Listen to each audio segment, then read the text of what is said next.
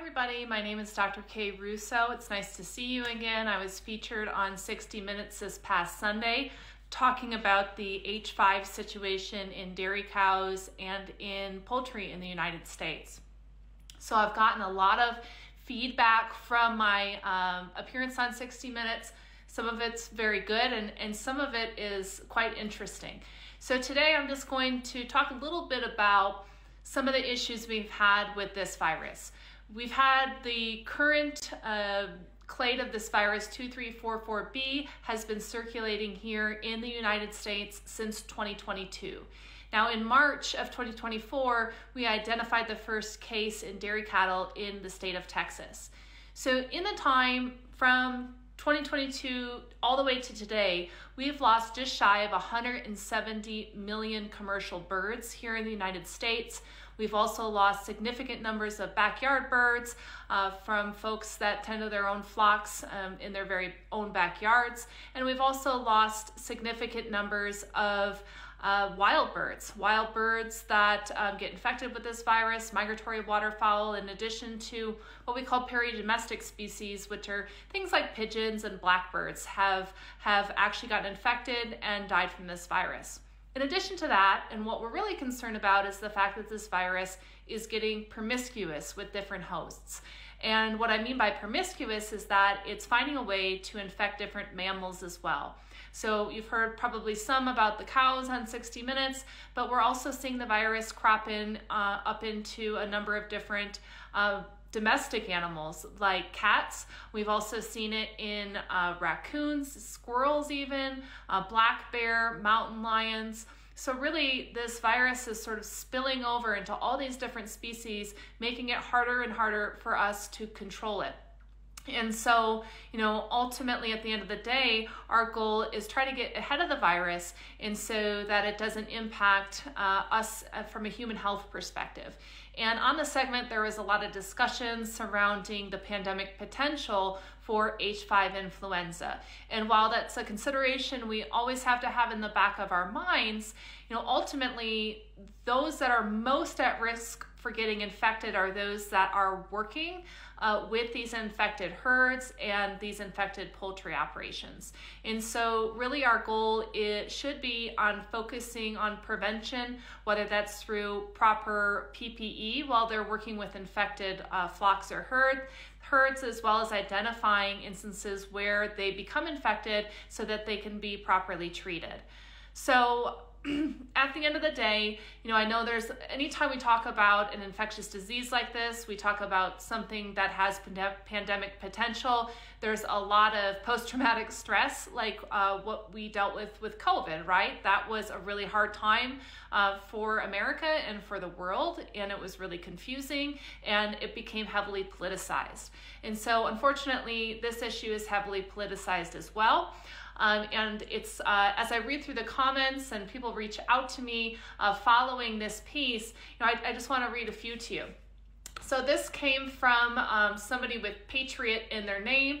And they said, I predict Dr. Kay Russo's veterinary clients will be questioning her ability to treat their animals after this propaganda piece.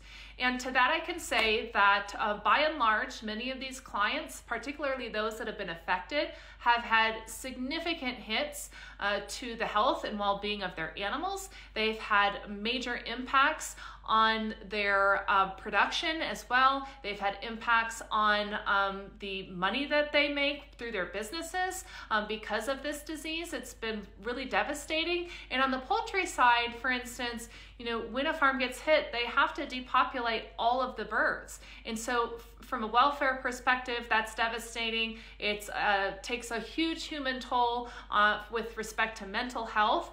And so, to say that this is propaganda and that my clients are upset with me is further from the truth. My goal is to bring light to this situation so that we understand how severe of a virus it is, particularly in poultry, and now that we're seeing it in other species.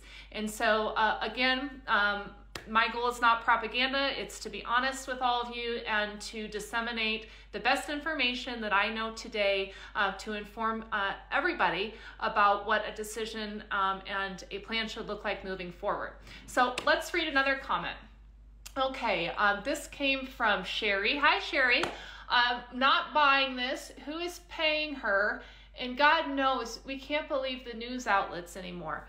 Well, I'll tell you, I make a whopping maybe anywhere between 40 to 60K a year now.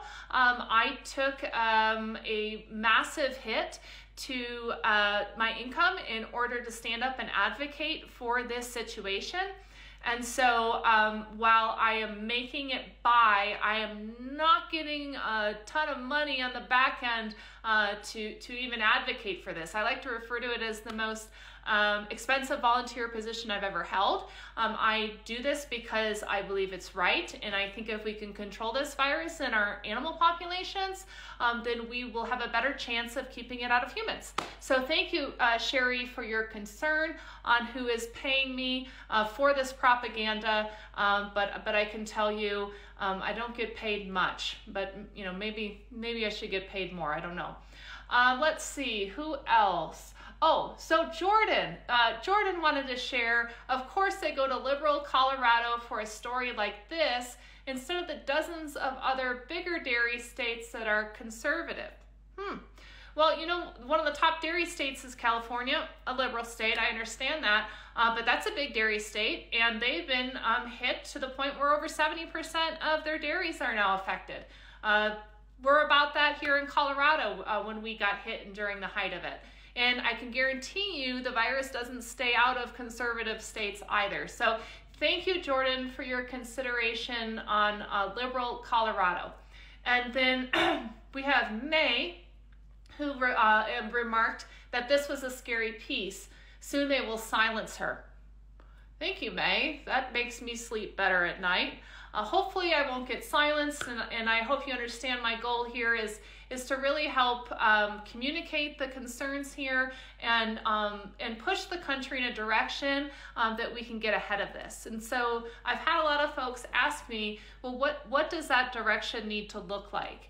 And really it comes down to, if we just talk basically, I'm not trying to get into the weeds here, is identifying where the virus is and where the virus isn't. Because if we know where it is and how it's getting between facilities and from facilities into wildlife and the different transmission pathways, then we can better characterize and implement ways to stop it.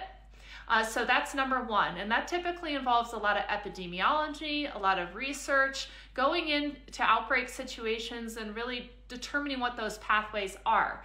So that's number one. And number two, in my opinion, on top of biosecurity, so trying to keep that virus out, is going to be managing the susceptible populations. And so when we have chickens that are depopulated with this virus, they never get a chance to develop any immunity to it.